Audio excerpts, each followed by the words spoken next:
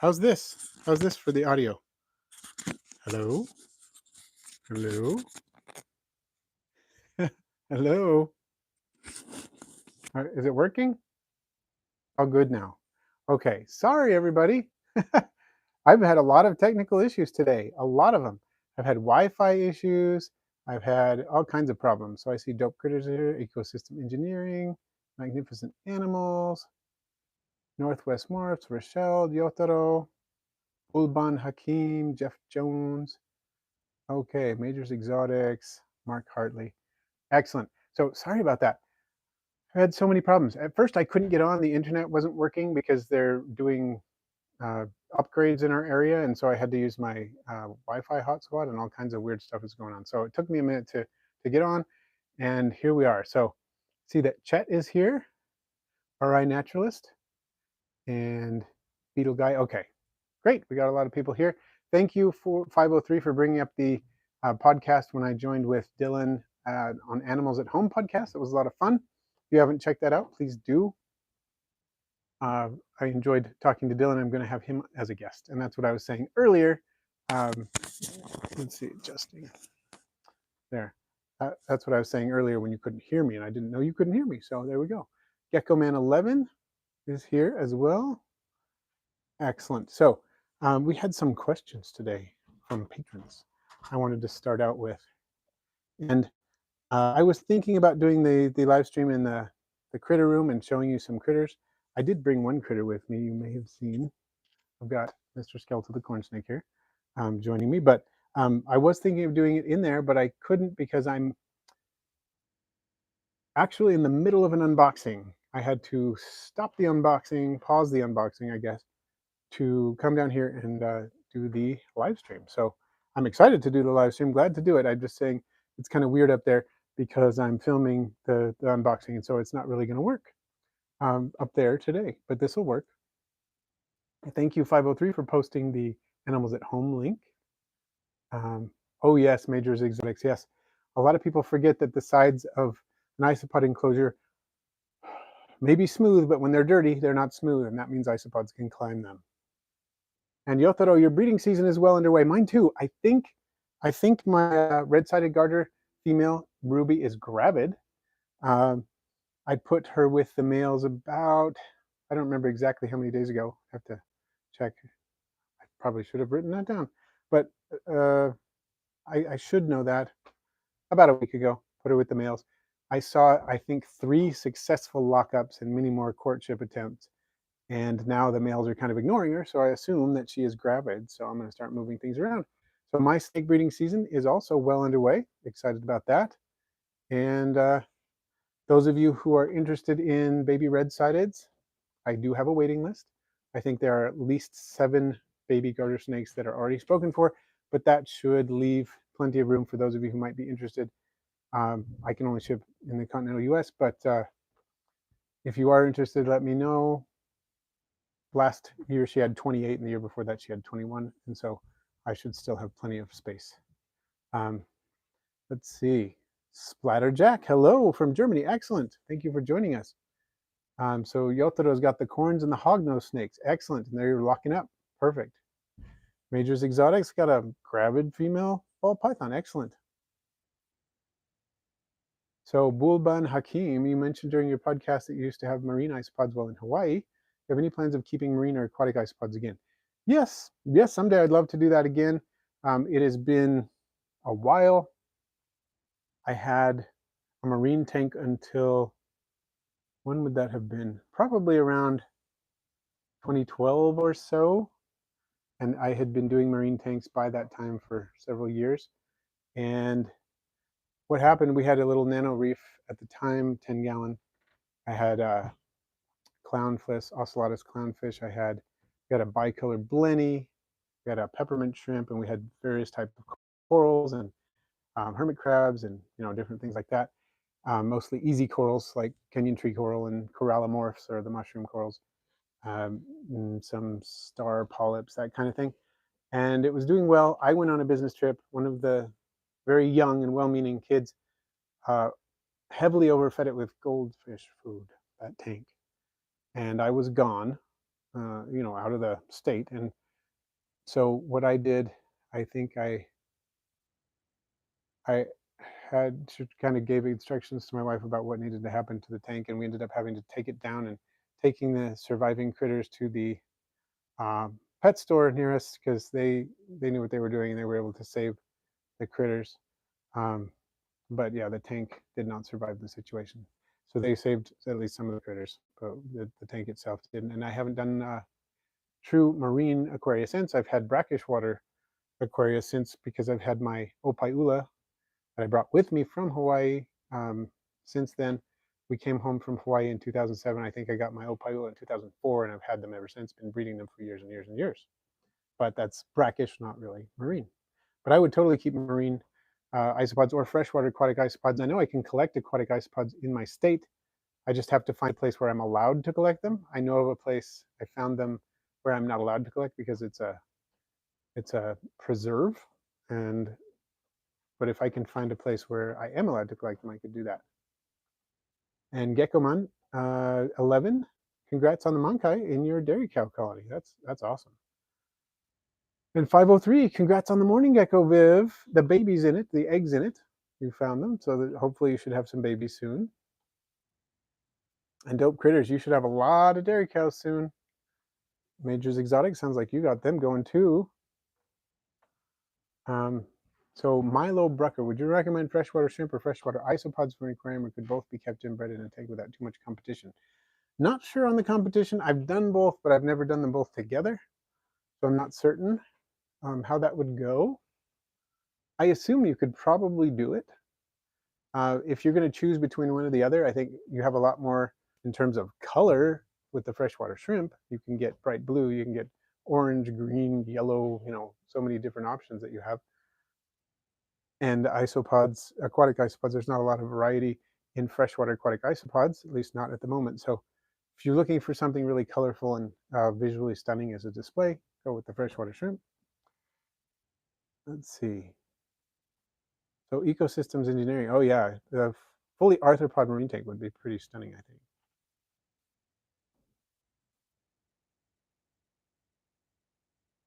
Yeah, 503 aquatic inverts are so cool. Bugs in cyberspace. There's a couple of videos about some of his. Yeah, they are fantastic. Check those out. Also check out Shapes in Nature on Instagram because Jesse Green of Shapes in Nature is also working with Peter at Bugs in Cyberspace, and he has a 30-gallon and a 10-gallon aquatic invert tank. Speaking of Bugs in Cyberspace and Shapes in Nature, I just got the unboxing I'm doing is from them, and it's unlike nothing I've ever done. So keep your eyes peeled.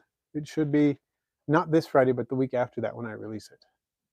So Luke, I am your father. Do you or have you owned a budgets frog? I have not. I've been kind of intrigued by them, but I have never kept one.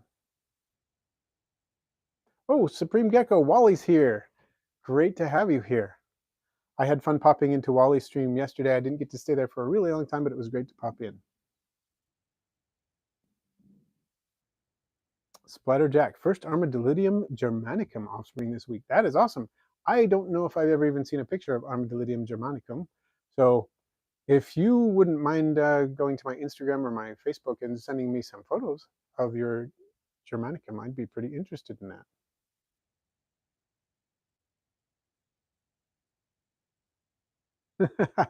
Yeah, Bugs in Cyberspace is really fun.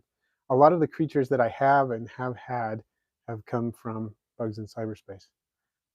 Peter and Jesse have both been doing this kind of thing for a really long time and are experts at it. So they're really fun to work with.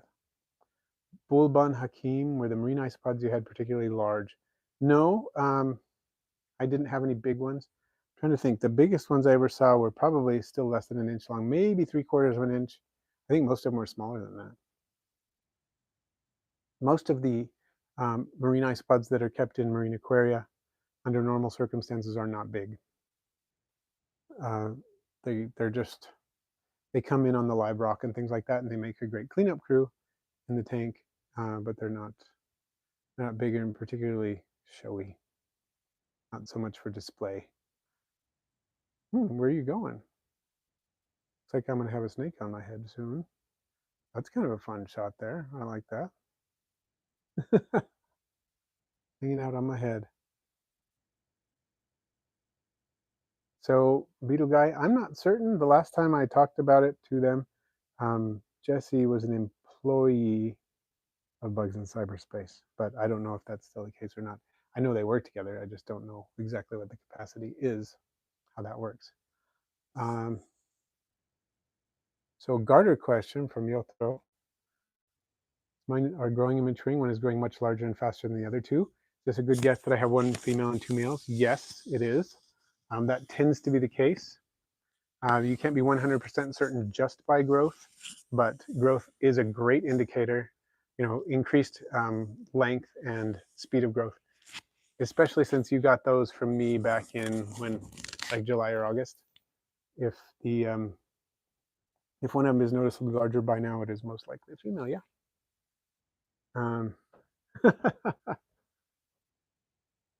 So yeah, Yotaro specifically got some garters from me. I'm not sure if I made that clear last season. So Laura Taylor's here, young lads here as well too. Luke, I am your father. My blue death veining beetles are doing well. If you haven't seen the recent update on the vivarium for my blue death veining beetles, check that out. It's a few weeks old, like maybe 3 weeks. 3 weeks or so ago when I released that, I set up, I put in new substrate from, where am I drawing about? US Invertebrate LLC. They sent me to try out specifically for blue death veining beetles, a 2-layer substrate with organics and things like that that is good for nutrition as well as holding humidity for the larvae, and then like a red sand top dressing, top layer or cap that makes the top layer suitable for the adults. But it makes it so that you can breed your beetles, and it does, the larvae and the eggs can do well in that substrate. So there's Kevin. Hey, Kevin Zay. Welcome.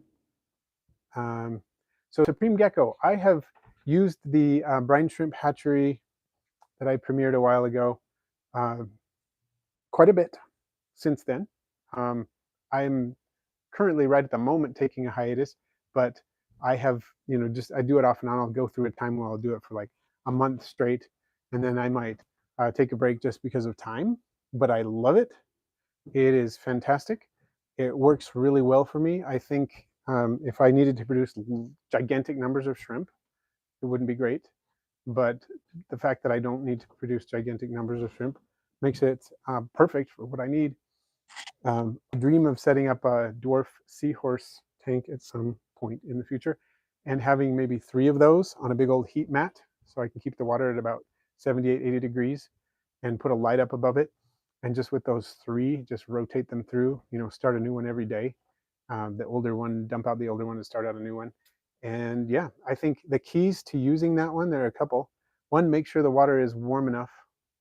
Make sure there's plenty of light. And sometimes I'll leave the lid off and just, I have a light right over it, an LED light, and I just aim the light at it, leave the lid off for several hours. Like whenever I put the brine shrimp in, the brine shrimp eggs in, I'll leave the lid off with the light on for several hours, and then that evening I'll put the cap back on, so it has just that little spot where the brine shrimp congregate. That seems to stimulate hatching really well, as well as the warmer temperatures.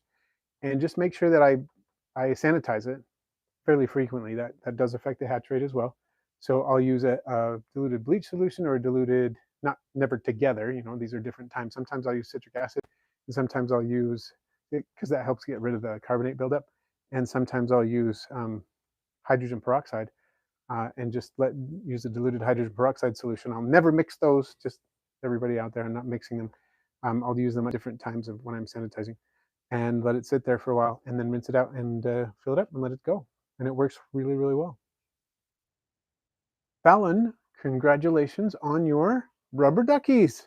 You've been waiting a long time, so you deserve the congratulations for that, the happy day of your little duckies. And Milo, oh yes, I have eggs all over the place for my morning geckos. I have a really established colony of about probably 7 adults or something like that, and so I always have loads of eggs.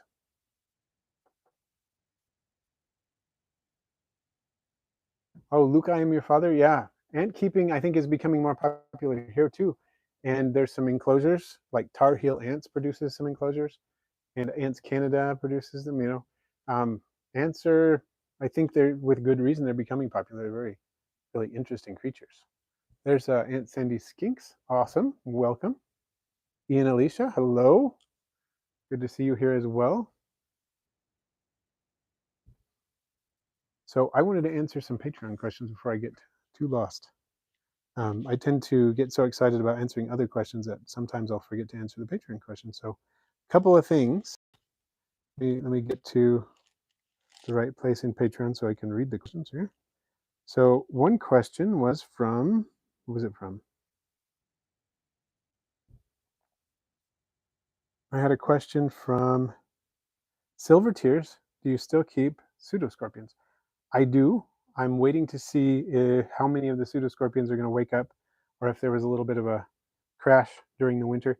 Last winter, they all went like semi-dormant, and then they woke up, and we're doing pretty well. But and I saw one just the other day, so I think they're starting to wake up. I just not sure if I lost some or not, so we'll see. But I think I at least have some of them. So we'll see how that goes. I had a question from James C. He says, well, okay. I can't see it exactly the question because it depends on where you post them. Sometimes they disappear. It's kind of weird. But the question was basically about isopods because James lives close to me in the Salt Lake City area here in the state of Utah and was wondering how to find isopods in the winter and also how do they survive the winter. So there's a couple of things. One is that they will kind of dig down into the soil in places around like rocks and logs and things like that and get some cover that way. Some isopods seem to have mechanisms, and I haven't researched too deeply what the mechanisms are, but I've talked to some others who have looked into it a bit. And basically they have chemical natural antifreezes. It's a common thing for many animals. Some frogs do that. A lot of insects do it, where they'll have, I know glycogen is one of them. Basically, they have, well, I'm pretty sure glycogen is one of the chemicals that is used, but I'm not sure whether isopods use glycogen specifically. Basically, they are chemicals that can reduce the crystalline shape or change the crystalline shape of water so that when water crystals or ice crystals form within their cells, tiny little, very microscopic crystals form in their cells, instead of being sharp and just penetrating the cell membrane, they become rounded and don't do so they don't cause as much damage and things like that. So there is that chemical protection that's going on to some degree. So some isopods can actually be active when it's quite cold. In Utah, I have not noticed a whole lot of isopod activity when it's really cold, but in the winter, if I want to find isopods, and now it's close enough so you can start finding isopods on warm days. If it's above 40 degrees or even maybe 36, probably have better luck if it's about 40 degrees, but or over. And we're going to get some days like that here and there. You can start flipping rocks and logs and find isopods. It's not uncommon to see them this time of year when you do that. So hopefully that will help. Yeah, Luke, I am your father. I have heard that Uncle Milton's ant farm is actually kind of super crummy for ants. I had one too, and I had Pogonomyrmex in it, the harvester ants, which I could collect in my area. And they didn't do all that well for very long in there. I've had other ant, well, one other ant colony since with a queen that I collected myself and did much better, and I had it for years. But that's been a long time. It's been a couple decades since I had that.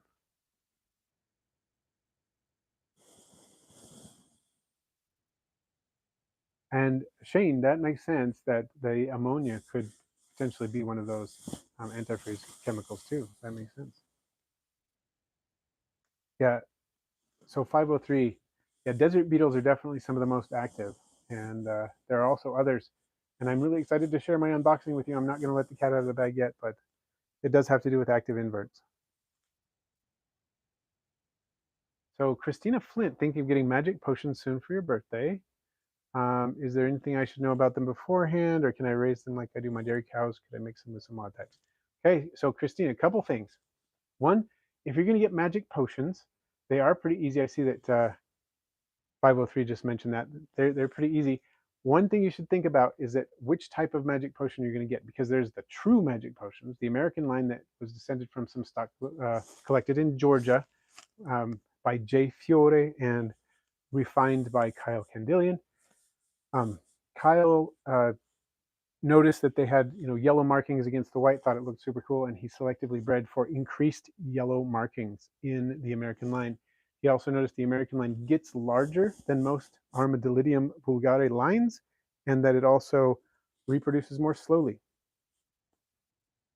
Since then, the Japanese magic potion has come on the scene. The Japanese magic potion is really kind of a misnomer. It should be called Japanese Dalmatian or Japanese Pied, because it does not appear to be any larger than the American line. I mean, than most Armadillidium vulgare. It's about the same in size. And it was not selectively bred for the yellow markings. It does have some, because most Armadillidium vulgare do have yellow markings, but they were not selectively bred for increased yellow. And then you've got mixes. You've got things like Orange Dalmatian, which is sometimes called Orange Dalmatian Magic Potion, which is descended from Orange Vigor crossed with American Line Magic Potion, which has some of the characteristics of Magic Potion, but is not the same. So think about that when you want to get them. I would suggest the American Line Magic Potion because I think they're the most unique. I wouldn't recommend mixing them with wild types from a genetic standpoint. In terms of care, it wouldn't cause a problem, but you would lose a lot of the uniqueness if you put them with wild types, and basically ended up getting sort of a gem mix of some type eventually. So I would say, would not recommend mixing them. And in terms of care, in some ways they're similar to dairy cows, but dairy cows are a lot less.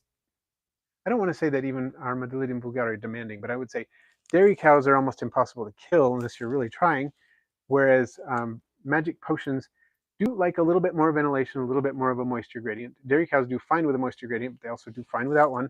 And ventilation is not, critical. They can get by with very little, or they can do a lot, and they can do fairly dry substrate. They're pretty adaptable. And I think most Armadillidium vulgare appreciate more ventilation. They also appreciate a pretty good moisture gradient. As long as you provide those, though, you should be good to go. There's the buggy gal. Hello. Do you use charcoal in your isopod substrate? I often do throw a few chunks in there. They seem to like to congregate on it, and it just gives them extra surface area, and there may be some other benefits they get from it, not sure. So Andrew Roy, hello.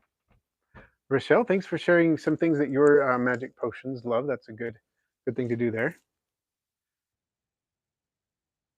Aftech, wrong stream. So Rochelle, yours don't eat melon or strawberry. Interesting. Q-bars die off the buggy gal. 2019 Panda Kings about 2 weeks ago, and five or six dead recently. Have their enclosure very humid, but it's possible it's too humid. Maybe, but it could just be that when you first set up an enclosure, if you don't have a lot of microbiologically active substrate, things like that, it can be a little bit of there's kind of a cycling period going on, and that could be problematic for them, make it a little bit more difficult for them to settle in. So that's not uncommon with a new setup, but it kind of depends. If you have cycled substrate in there and it's microbiologically active and healthy, then maybe that's not what's going on. So, and Sandy Skinks. In general, yes, the American Magic Potions do have a potential to get larger than the Japanese line. Hopefully the snake's not messing up the microphone too much. I can't tell how much he's doing. Katrina Milford, welcome. Watching from UK, isopod and varied invert collector, including ants, millipedes, BDFBs, and black beauty stick insects. Oh, thank you. I appreciate that. And I'm glad to have you here today. I wish we could keep things like black beauty stick insects here. It's hard to get permits for them. You can get permits for certain ones, but it's pretty highly regulated here. So I think that's awesome that you can do that. So Laura Taylor, how often should you introduce new genetics to a culture? That's kind of controversial. Some people say you need to do it, every few generations. Other people say, no, I haven't done it for 15 years and I'm fine. So kind of depends also on how many you started with. If you started with 50, you probably never need to worry about it. If you started with 3, maybe that's something you should think about. But I think generally the need for new genetics in a colony could be exaggerated. Depends on who you talk to. But often it's something else going on when there are issues there.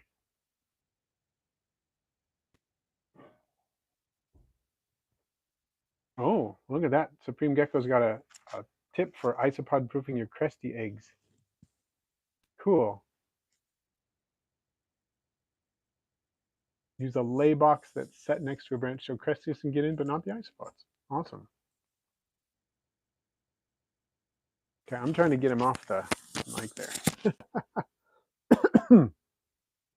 Okay. Oh, thank you, Wally. Yeah, I've got 25 likes on my end, so not so many compared to the people in the chat. So if we can do a like spike, that'd be awesome. But sometimes it doesn't add up, and I have actually 40 likes, and it looks like I have 25. Dope Critters, a super chat. Awesome. Collected some scabers last February. They multiplied insanely after bringing them home in the warmth. Has there been a brumation-like study done? Good question, Dope Critters.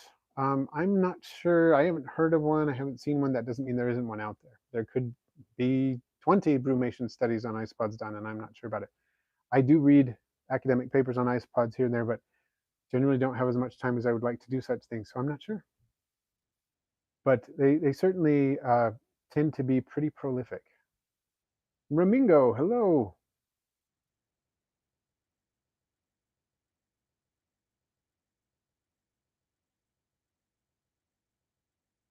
So Katrina, I've read the first part of your comment about the 2 shows. The Great Ants exhibition would be okay too. So let's see what the rest of it says. So Ramingo, there's going to be a new video this Friday. There always is. I have, in fact, I have an unbroken record of having at least one video per week since 2016. I think June of 2016. So yeah.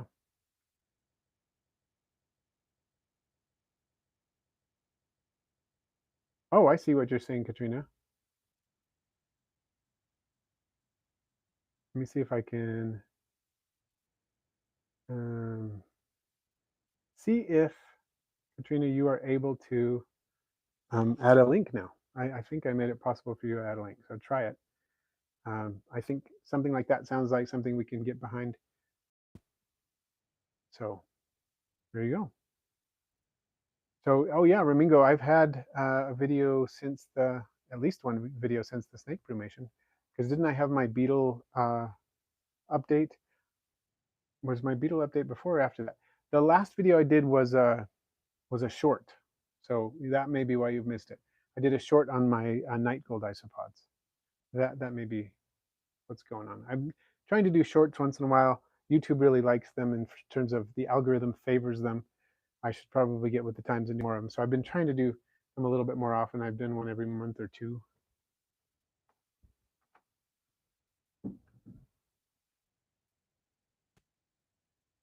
So the beetle guy, when trying to breed blue death veining beetles, do you worry about the other species of desert beetle larvae competing with or harming the blue death veining beetle larvae? Not so much. Not that that can't happen, because it certainly can. But generally, my approach to it is I'm going to pull larvae from that communal tank. I don't have as many beetles of other species in there with the blue death veining beetles, so the chances that they're reproducing are less. But certainly, I believe I do have a pair of Eleodes armata, and I may have pairs of some of the others there, like the black death veining beetles, or the rough death veining beetles, I mean. So could be that I will have various larvae in there. But my approach is just sort of I'm not trying to do intensive breeding. What I'm doing is basically I've got good substrate in there for the larvae, trying to keep the moisture in the lower substrate appropriate for them.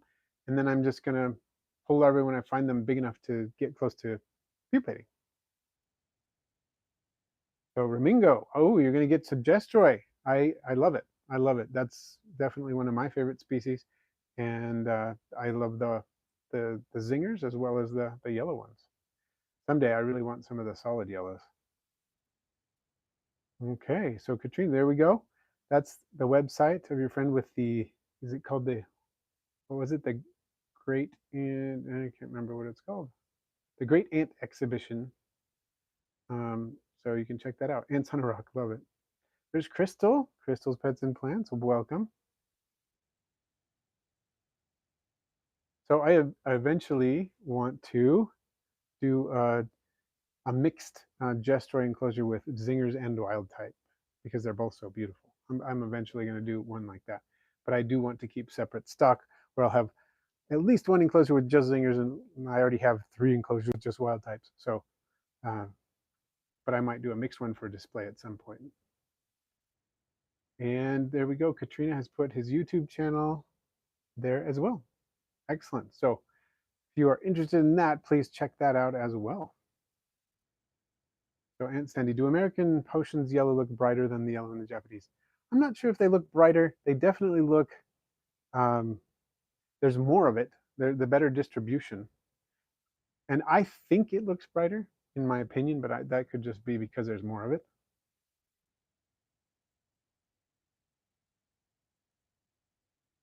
And Beetle Guy, I think you're right. And I think replacing long form videos is not excellent with the shorts. I just kind of was really pressed for time. I didn't have time to do a long form video that week, and so I did that. But that's probably a best practice. I should probably do my 4 long form videos every month, and then my 4 live streams, and then release 1 or 2 shorts in addition to that. Can you get a permit in your state to collect things like Acelidae specifically in public recreational areas? I don't know. I don't think, from what I've looked up, I don't think there are any regulations against collecting them as long as it's not in a place where you can't collect anything. As far as I can tell, within my state, to stay in my state, from what I've looked up. I don't think there are any other regulations that would stop me from collecting Acelidae, which are, for those of you who may not know, that refers to isopods, and that group is specifically aquatic isopods, if I am correct.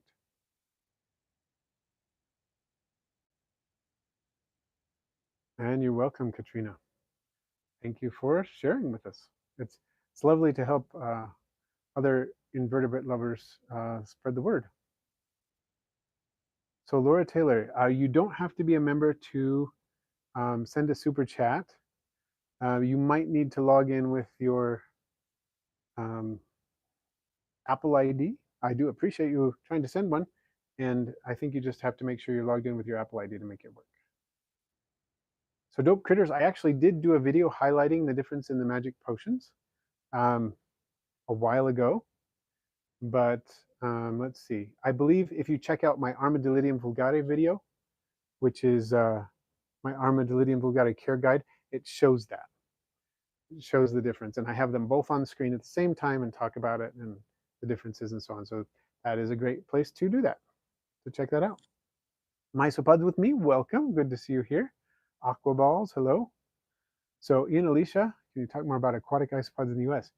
Well, sure. Yeah, I have had the freshwater aquatic isopods. I've only kept a long time ago. It's been a few decades since I kept them, but I kept them in an aquarium, much as you would keep scuds or shrimp or something like that. Just they tended to be the benthic or bottom dwelling creatures in the tank.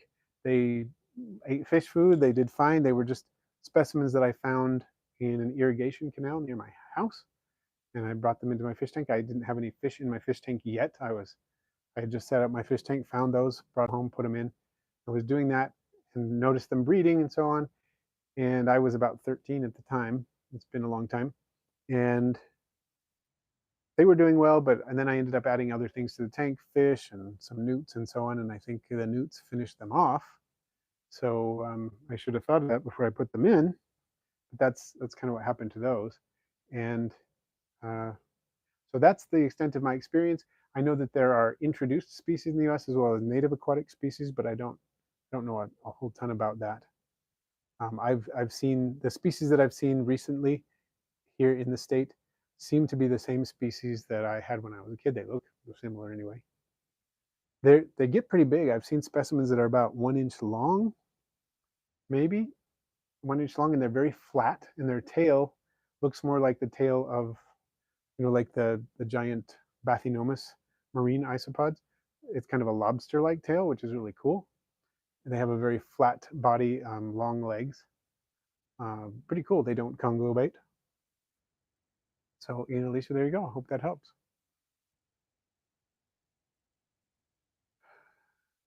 So, the Acaroplastes melanuris. So, Gecko Man. I'm not sure. I have never kept that, so I don't know a lot about it. But it's something to be running around in their tub a lot. I don't know. Tell me a little bit more about that. What are the best isopods for a crested gecko bioactive? I've tried a few. Dwarf whites work pretty well. I have used, and I know some people this can be controversial, but as long as you make sure there are plenty of things for them to eat and so on, you watch the population, you watch things. You can do Porcellio laevis, like a dairy cow. I've done that long term without any problems. You can do something like Porcellio dilatatus, the giant canyon, and one that can also work really well, Porcellionides pruinosis.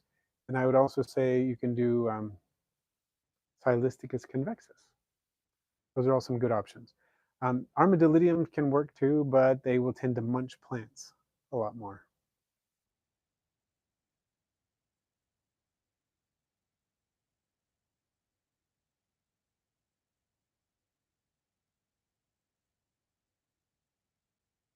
So, Alicia, you're going to be setting up an aquatic tank in the future too. Awesome.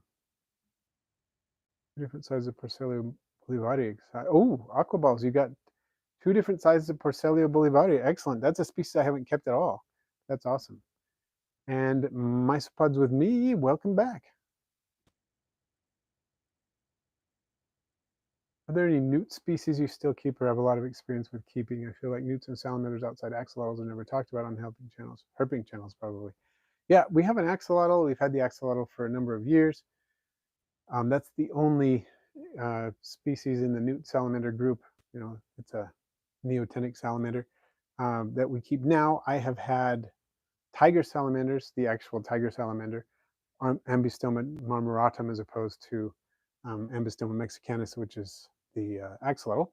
And I've also kept the Japanese fire-bellied newts, but it's been a long time, decades, since I've kept fire-bellied newts, so I don't feel like I'm qualified to give much information on them.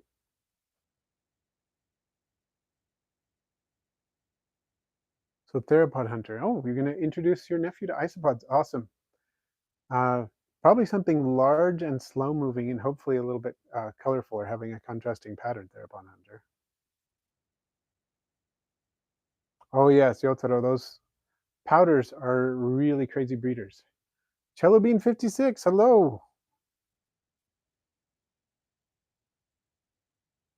So Acaroplastes melanuris. Tell me more about that in terms of species. Well, I mean, what is it? When I look at the name, it's not familiar to me. So I'm not sure what we're working with. That's true. 503 Isobuddies has his crested newts that he's been working with for a while and been breeding them. And mysopods. I have lots of vivariums and terrariums. Well, I don't know. I guess I need to count them, but yeah, I would say lots. Including, and so I'm not talking about aquariums that have aquatic organisms in them, but vivariums. I've got, let's see, 1 in the front room. No, 2. How many in the front room? 2 in the front room, 1 in the kitchen, and how many in the pet room? 1, 2, 3, 4 in the pet room. So that's 6, and 3 in the bedroom. 7, 8, 9. At least 9. Probably more than that. And if you're not counting just little ones with arthropods in them, but ones with reptiles or amphibians in them. Oh, and you know, there's more than that. There's at least 10. I could probably keep going and there'll be more. But yeah.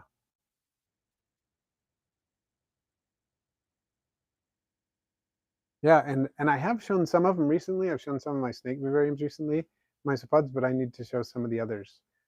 I've probably shown many of them already on the channel, but it's probably about time, if you haven't seen them, that I show some more. Show them again. And Cello Bean, you're beginning to do darkling beetles. Okay, to sell the local pet shops. Excellent. Both superworms and mealworms, or just one of those? So Yotaro, any experience with Lazarus lizards? Hadn't done that one.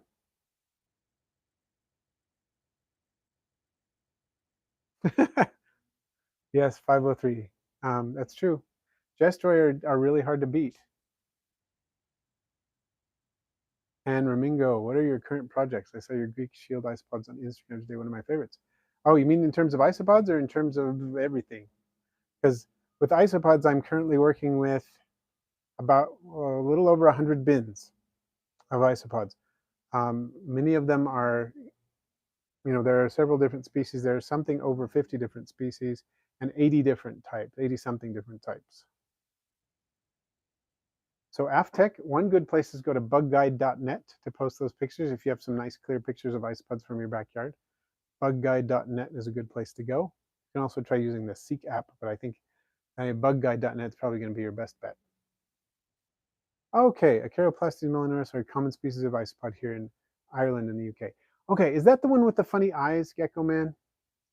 Because now that you say that, I'm trying to remember what species it is. There is a species that lives in parts of Ireland and the UK and whatnot that has, instead of having the omatidia, the compound eyes that most isopods have, they have just like one eye with one lens in it.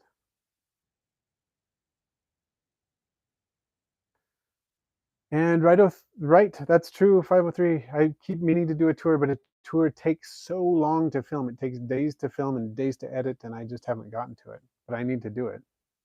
I keep thinking I want to do a little piece at a time and try to get there. So crystals, pets, and plants, what type of millipedes do I have now? I have bumblebee millipedes. I have,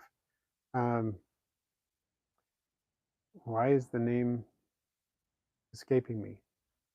Wow, just blew right out of my mind. I'll go on to the next one and I'll come back to that one, I guess.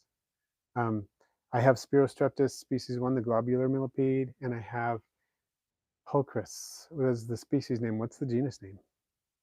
Sorry, it just blew straight out of my mind. It's a native species to California, and I do not remember why. Why is that going out of my mind? I must be tired or something.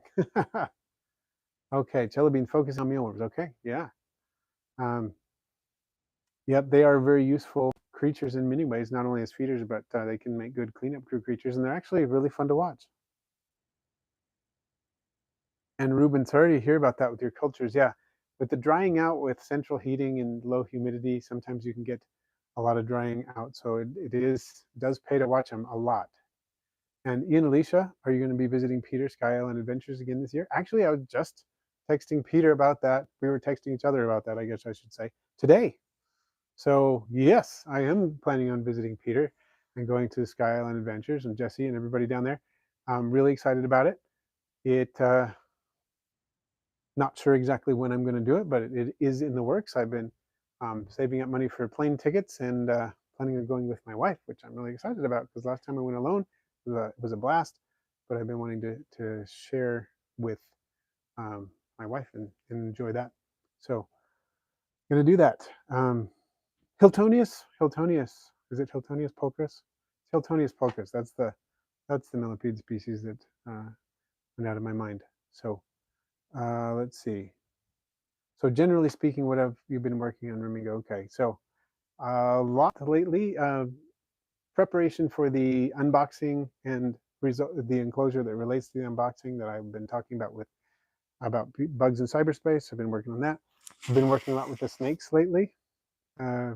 Waking folks up from brumation and pairing and that kind of thing. So that's taken up some of my focus lately. Some new isopods that have come in that I did that basically unboxing on the live stream and that kind of thing. So probably lots of other things too. So isopods eat channel. For hydration, can you use water in a vial with a cotton ball? I've never tried that method. I usually just use sphagnum moss and keep that moist. It seems to work great. Before I use sphagnum moss, just moisten some substrate in one part of the enclosure. Let's see, Mark Hartley got some Armadillidium Warneri orange today. So happy with them. They are a great species. I love those. Is there any tips you could share for success? They seem to work a lot like Klugai in that they seem to like a strong moisture gradient and don't like to be misted at all. They prefer just moisten their hydration station without misting it. just trickle down the side or something like that. So Weston wants to know, what are some good indications that venting is accurate in an isopod enclosure? I tend to try to make sure I have a few small holes, mostly cross ventilation was what I do now. A few small holes, like put half a dozen holes on one side, maybe half that on the other side, and then some holes along the side. So there's cross ventilations in both directions. And on the damp side, I just have I have fewer holes. And I feel like almost every isopod does fine as long as you're doing that. You have the cross ventilation and it seems to work. If you have a lot of condensation on the inside of the enclosure, it's probably not vented well enough. If it's drying out super fast, you may want to consider reducing ventilation, possibly. Oh, Centrobulus is a really cool millipede, the fire millipedes. So vividly red, I love that.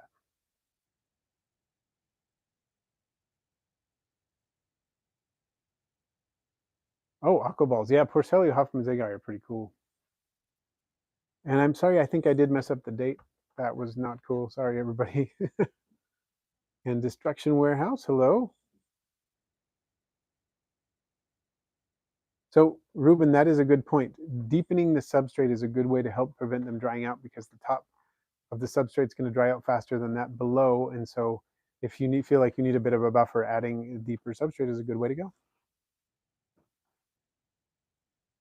Okay, so Gecko Man, they have apparently only breed once in their life. Interesting. So Cello Bean, do you have a snake breeding project you plan to focus on? Well, a big one that I'm working on for next year, I'm not breeding them this year, not pairing them this year. They're too young. My melanistic eastern garters. I am just absolutely fascinated by melanistic snakes and by naturally black snakes, as well as melanistic phases of snakes.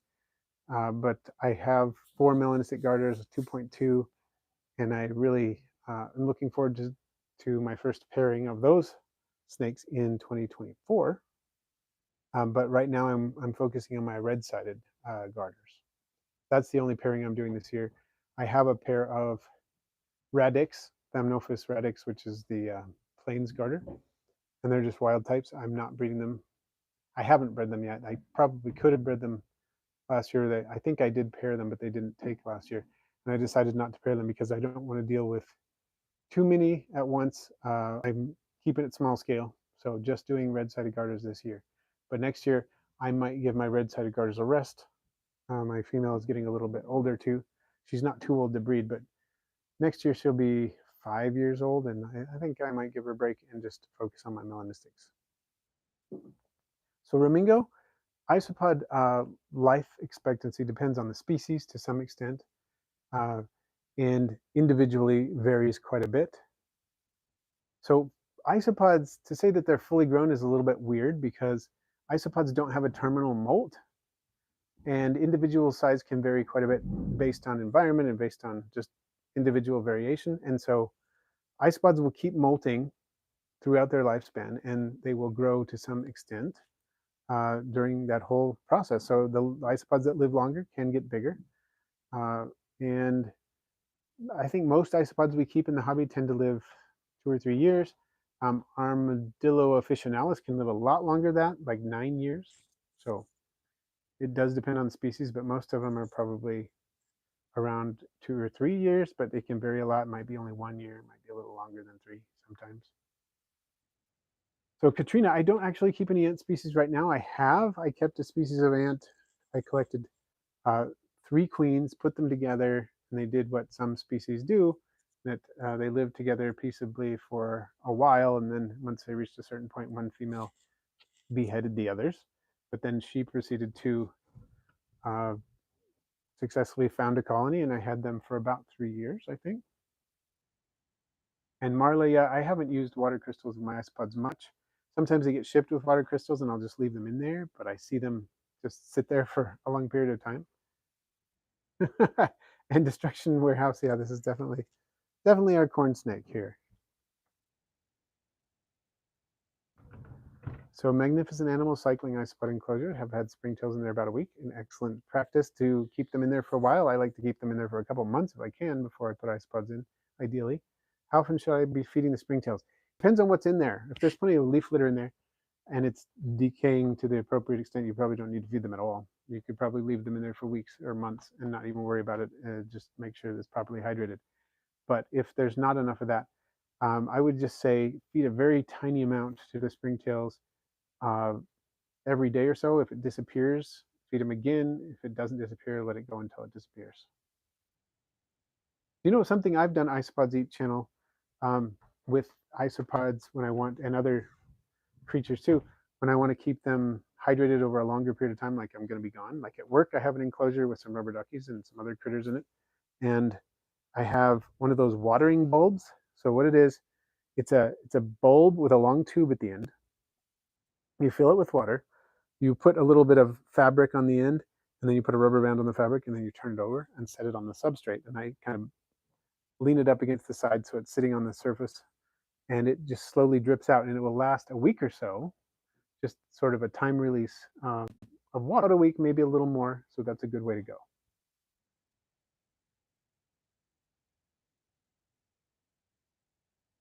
And let's see. So dope critters, I don't currently have a clue guy pudding. It's not very exciting to me, to be honest, because I feel like it lost the red. It is basically a clown without the red skirt. And I find that less attractive than the wild type. So I decided to sell them off, and I did. Somebody gave me some at some point, and I thought, oh, these are cool, but they're not as cool as the wild type. So I'm just going to sell them off. Let's see. So what would you price a melanistic garter at? I think I purchased each of mine for $350. They're fairly pricey as far as garters go, but garter prices are going up as they're becoming more popular. They might end up being more expensive by the time I have some ready for sale. The market might calm down by then. We'll have to see, but it's probably going to be somewhere. Well, I can't even really say. I'll just say I bought mine at $350. The market may well change because I bought mine last year. Market may well change in either direction by the time I sell mine. The beetle guy. Would you ever consider getting rosy boas? I think rosy boas are very cool. I have seen them, and I think they're a very cool snake. I like some of the morphs or localities specifically are really attractive, and they don't seem too difficult to care for. If I had space, I'd probably get some. Space and time. I don't really have either right now, but someday. uh,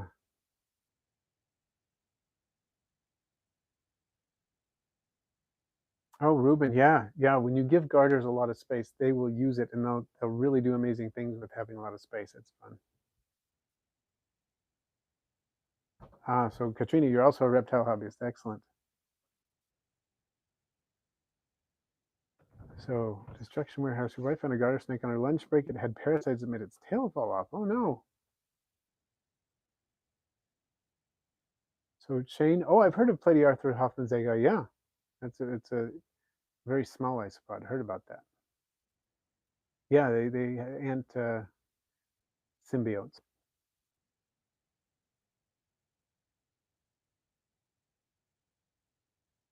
So I would consider keeping ants at some point, Katrina. I would want to make sure I had a really nice setup for them. Maybe like something that Tar Heel Ants produces. Very, very cool. I think that would be. Um, I don't know. I kind of like the idea of doing Aquarimax again because when I was a kid, there was a colony in my backyard, the harvesters. I don't know if it was Pogonomyrmex occidentalis or another one, but the species is native around here. And I spent hours and hours and days watching that colony and doing things with it. So I think that might be a fun one to keep. And they're a nice size. They're not minuscule. They're not big, real big like Camponotus or anything, but they're large enough so you can easily see them. Oh, Diotoro, I hope that Lazarus lizard does okay. Thank you for trying to help it recover.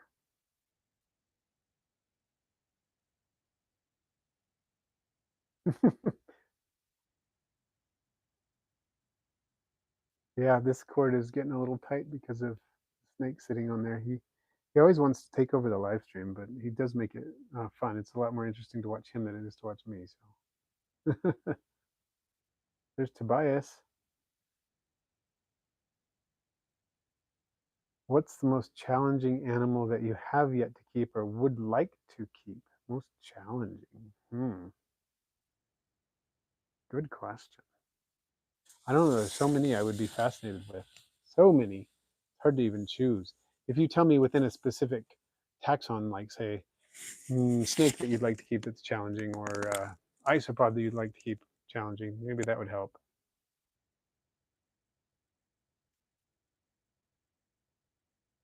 Oh, congrats on the baby isopods, Tobias. Oh, red mason bees there, put hunter. Awesome. That's cool. I'm going to try to set up a bee house for some mason bees around here. We have the iridescent blue ones. So Tobias, your giant canyons aren't exploding, huh? Interesting.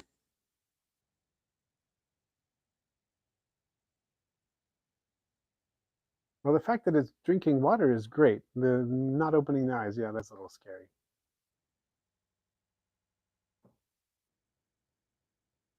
Oh, I haven't kept lemon blues. They're beautiful though.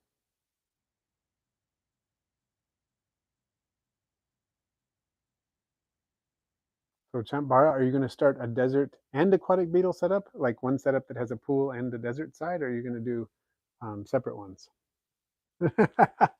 I see what you did there, 503. I didn't see Sandy's message, but that alerted me that she had sent one, so I gotta find it. Oh, 8:31. Okay, we're getting there. Almost time. Well, it's been fun. Does anybody else have any more questions? I think I covered all the Patreon questions that came through earlier in the stream. I don't see any more attached to the post that I made. Just double checking here. I think that's it. I think I answered Silver Tears and James C's messages. So if anybody else has something else they'd like to bring up, I'd be happy to cover it if I have time. Yeah, Chump Bar, I think it's going to be easier to do separate for sure, but both will be fun. Yeah, I don't have a ton of Cubaris. I only have like, I don't know, what do I have? I have rubber duckies. I have panda kings. I have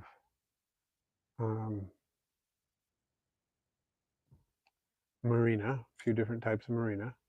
I have cappuccinos. What else do I have? I don't know.